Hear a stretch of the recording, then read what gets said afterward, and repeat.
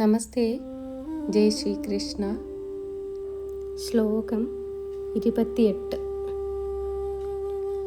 അശ്രദ്ധയാഹുതൻ ദത്തൻ തപസ്തപ്തം കൃതം ച യത് അസദിത്യുച്യതേ പാർത്ഥ ന ച തത്പ്രേത്യനോ ഇഹ.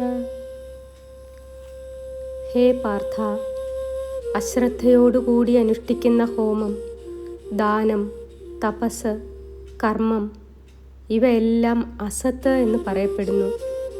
അസത് കർമ്മങ്ങളിലൂടെ ഇഹത്തിലും പരത്തിലും യാതൊന്നും നേടാനാവില്ല. ശ്രദ്ധയില്ലാതെ വിശ്വാസമില്ലാതെ ചെയ്ത യജ്ഞം, ദാനം, തപസ് എന്നിവയെല്ലാം അസത്, അർത്ഥമില്ലാത്തത്, ഫലമില്ലാത്തത് എന്ന് പറയുന്നു. അത്തരം പ്രവൃത്തികൾക്ക് ഈ ലോകത്തും പരലോകത്തും യാതൊരു ഫലവും ലഭിക്കുകയില്ല.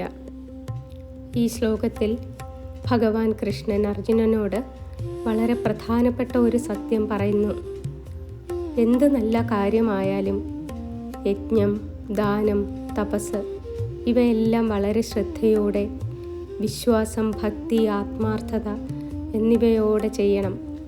ഇതല്ലാതെ ചെയ്താൽ അത് വെറും ഔപചാരികമായ പ്രവൃത്തിയായി മാറും.